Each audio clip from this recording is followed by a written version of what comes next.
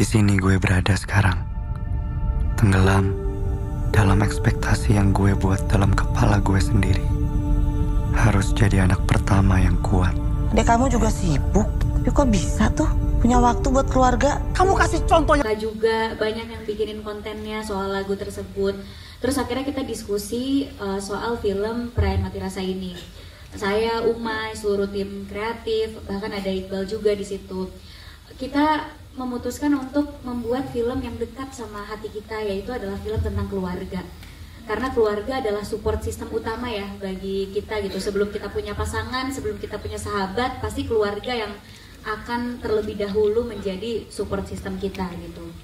Terus di sini saya sama Umay itu anak pertama, Iqbal anak kedua. Jadi ada dua perspektif yang berbeda kalau kita jadi anak gitu ya. Saya sama Umay ngerasa kita berdua itu punya ekspektasi yang tinggi terhadap diri kita sendiri gitu. Mungkin ekspektasi itu yang membuat kita kadang suka jauh sama orang tua atau salah paham. Dan begitu pun juga anak kedua punya perspektifnya yang beda lagi. Ketika kita ramu ceritanya, akhirnya lahirlah Perayaan Mati Rasa, dan film ini ternyata bukan hanya sekedar film tentang anak pertama atau anak kedua, tapi ini film tentang cinta keluarga gitu. Dimana cinta keluarga itu bisa menjadi sumber rasa sakit, tapi juga bisa menjadi obat untuk segala luka dan trauma yang dialami seorang anak atau siapapun itu gitu. Jadinya lahirlah film ini, dan semoga film ini bisa memberikan dampak yang baik untuk siapapun yang menontonnya. Yang baik sama orang-orang. Selama ini Papa nggak pernah ngajarin kamu untuk kayak gitu. Selama ini Papa di mana? Gak ada ruang buat diri sendiri. Semua rasa gue kubur di sini, di tempat yang gak bisa orang lain lihat. Lo gak lagi ngerasa kompetisi sama siapapun kan? Sama adek lo gitu? Pembuktian gitu. Tapi ternyata setelah dijalani,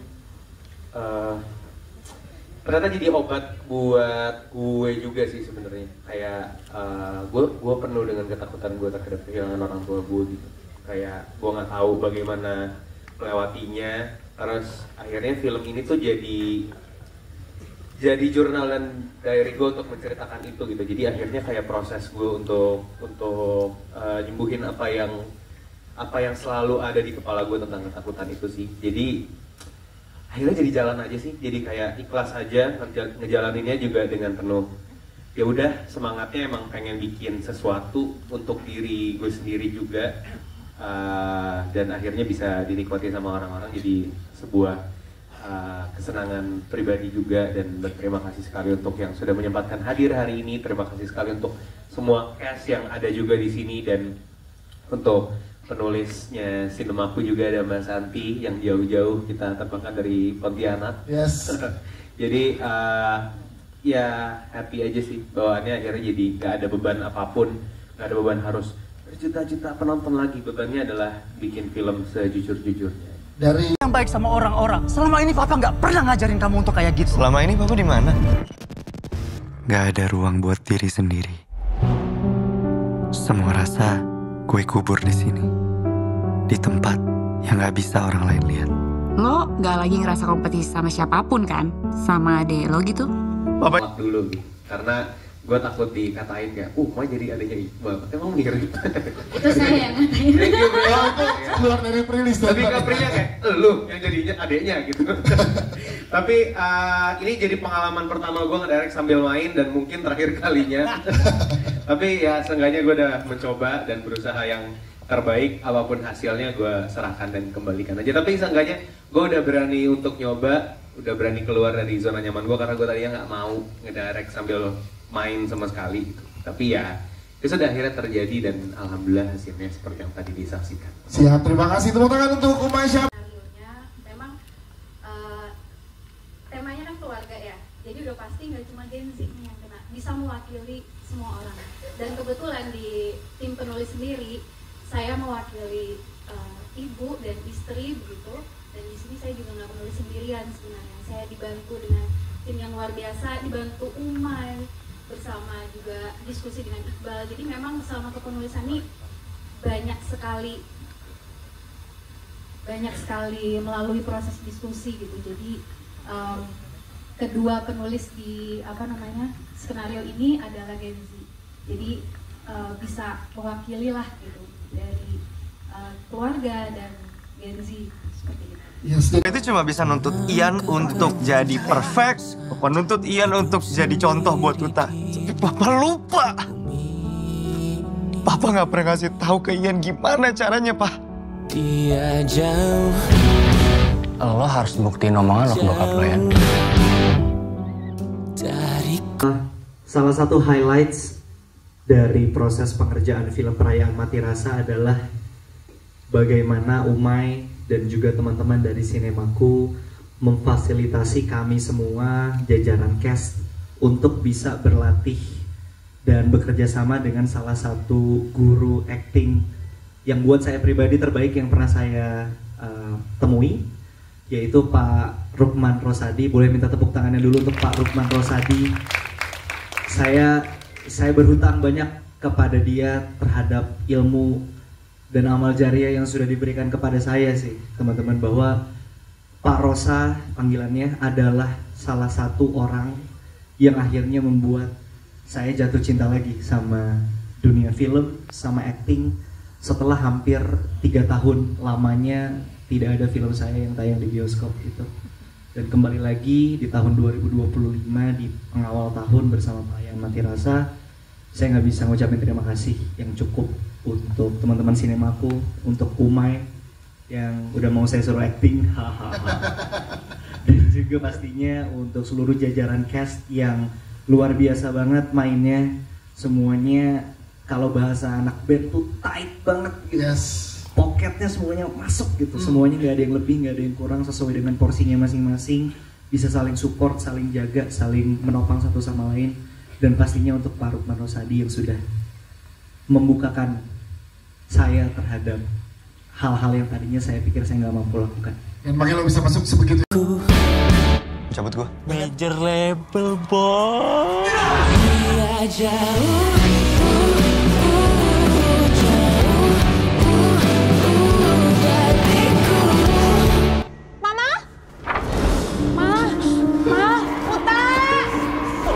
Kenapa juga? Terus terang sih perasaanku seneng banget hari ini, karena ini hari yang ditunggu-tunggu ya, hari yang sangat ditunggu-tunggu sekali gitu.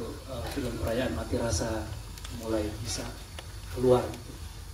Jujur saya belum nonton filmnya, hanya baru baca skripnya terus mainin. Ini nggak sabar untuk nonton. Diajakin nonton, mau lihat nggak, mau main? Mau nonton nanti pas premier aja. Bu Widi duluan malah yang nonton. Ya justru istri saya duluan yang nonton, dan dia bilang saya lagi pulang-pulang matanya bengkak gitu. Kenapa? Aku kok habis nonton Perayaan Mati Rasa, kok bisa? Gitu kan? Ceritanya panjang lah. Gitu. Jadi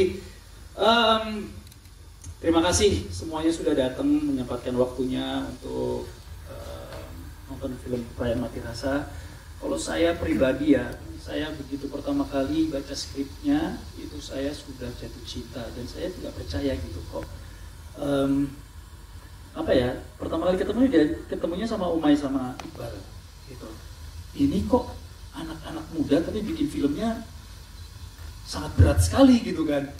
Mereka kok bisa melewati, kayaknya mereka tua di isinya nih menurut saya.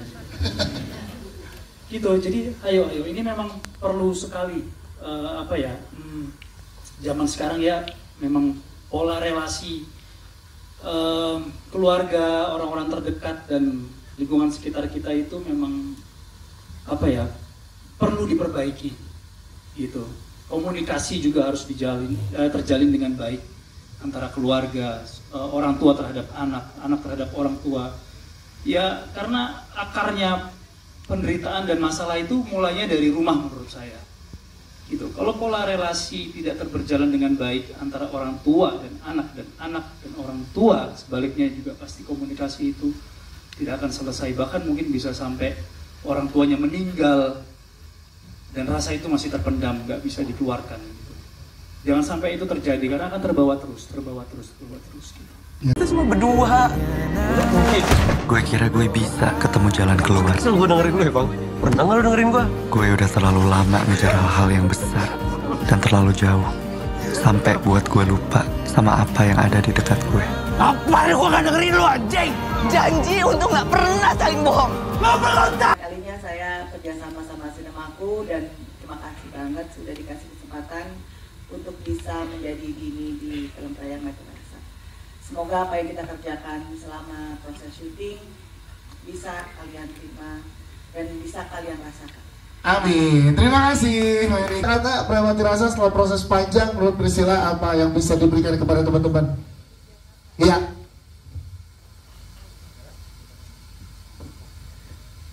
Tiga kata, apa nih tiga kata nih? Authentic, puas, dan raw. Yes, itu dia dari Priscilla. Rani dan Ista. Selamat sore semuanya. Tiga kata ya, mewakili perasaan Perayaan Mati Rasa. Menurut aku, satu, bingung. Kedua, bingung lagi. Ketiga, bingung lagi. Karena benar-benar rasa waktu mati rasa itu kita benar-benar nggak tahu gimana cara mengeluarkannya sampai akhirnya keluar kalimat perayaan mati rasa itu ternyata emang cara mengeluarkannya harus dirayakan. Yes, itu dia. Kita bilang Devano dulu, Devano. Dulu terakhir. Devano, ini tiga kata dan kita mau tahu sedikit alasannya kenapa kalau dari Devano. Silakan. Kosong. Kenapa kosong? Jadi judul lagunya. Kenapa kosong? Karena selain itu judul lagu dari Midnight Serenade, karena emang film ini juga menceritakan tentang kekosongan. Asik. Yang kedua. Yang kedua, sampai jumpa. Kenapa sampai jumpa? Selain lagu Midnight Serenade juga, sampai jumpa ini juga menceritakan tentang gimana caranya kita bisa menonton untuk di tanggal 29 Januari. Jadi sampai jumpa nonton tanggal 29 Januari. Yang ketiga, kayak Facebooker di sini. Yang ketiga, yang ketiga. Tunggu, gue mesti mikir keras untuk yang terakhir kalinya. Laut. Kenapa? Kenapa laut? Bener. Iya. Selain dari lagunya Midnight Serenade, karena laut ini lirik-liriknya itu menceritakan tentang apa ya? Kita merasa jauh sama seseorang yang kita rindukan, mungkin orang yang pernah kehilangan. Gitu. Gimana sih refnya? Teman-teman pengen denger lagi langsung dari Devano. Coba dong. Nightmare. Yes. Coba dong dikit refnya aja. Kurang ajar. Teman-teman TikTok jangan share dulu. Oke, dulu kawan dulu dong. Seperti apa seperti ini? Dia jauh, jauh, dariku. Yang mau denger lebih panjang Devano nonton 29. Iya, betul. Terima kasih Devano dan Netra. Ini dia nih. Dulu tiga kata dulu dan alasannya kenapa? Cek. Nyala. Selamat sore semua. Sebelumnya terima kasih untuk Sinemaku Pictures. Terima kasih juga buat kalian yang datang yang sudah mendukung kemajuan industri film Indonesia. Bagi aku perayaan Mati Rasa satu rumit. Rumit? Kenapa rumit tuh? Sukar dijelaskan gitu. Sukar dijelaskan. Yes. Kedua.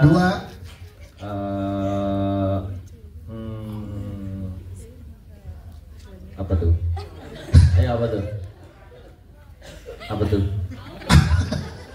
Kedua, bingung gua. Bingung. Makanya dipikirin. Kan dari tadi udah lu terakhir untuk lu mikir. Yang kedua, udah deh, support. Pantun aja, pantun gimana? Support. Yang kedua support. Oke. Rumit support. Yang ketiga. Kenapa support? Karena kadang gue dari POV ini aja ya, sebagai support system gitu. Karena kadang kalau kita mau mensupport teman kita atau diri kita sendiri, kita harus nggak boleh lelah menjadi orang baik. Karena perayaan mati rasa atau mati rasa itu hanya bisa dihilangkan dengan berbuat baik terus. Dulu jalan, iya keren. Satu kata terakhir. Satu lagi. Iya. Depresif. Aduh. Dalam nih.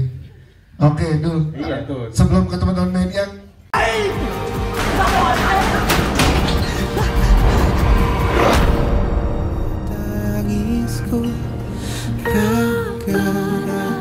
katanya, melepaskan adalah bentuk paling tulus dari mencintai. Ternyata, dengan ketulusan itu, saya melihat Ian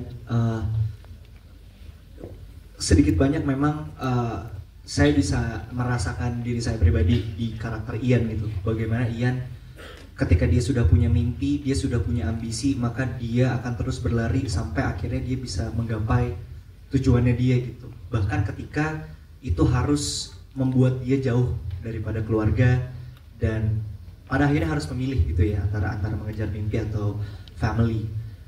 Saya yang tadi saya cerita ya di awal, saya ngerasa kayak apaan sih kok dia kayak gini ya gitu. Ada keputusan-keputusan yang buat saya mempertanyakan gitu. Tapi ketika saya lebih berdalam dan saya mencoba lebih jujur lagi sama diri saya ngerasa Ian itu, saya nggak bisa bicara buat pengalaman teman-teman yang hadir ya, entah anak pertama atau anak kedua. Tapi saya ngerasa Ian itu ya sedikit banyak adalah saya gitu. Punya ambisi yang besar banget, punya mimpi yang gede banget. Entah untuk mencari validasi untuk, mungkin kalau Ian untuk orang tua, mungkin kalau buat saya, buat diri saya sendiri. Supaya terhindar dari misalnya impostor syndrome gitu. Tapi seringkali maksudnya di proses mengejar mimpi itu kita nggak sadar kita juga sering menyakiti. Entah kita harus sikut kanan kiri, entah kita harus melakukan dan menghalalkan segala cara lah untuk sampai akhirnya kita bisa mencapai ke mimpi itu. Dan saya termasuk salah satu pelaku gitu tadinya, bahwa saya sempat ada di poin itu, saya ngerasa apa yang saya mau harus saya dapatkan. Maka ketika melihat katanya, melepaskan adalah bentuk paling tulus dari mencintai. Ternyata, dengan ketulusan itu, semesta menghadiahi gue perayaan mati rasa.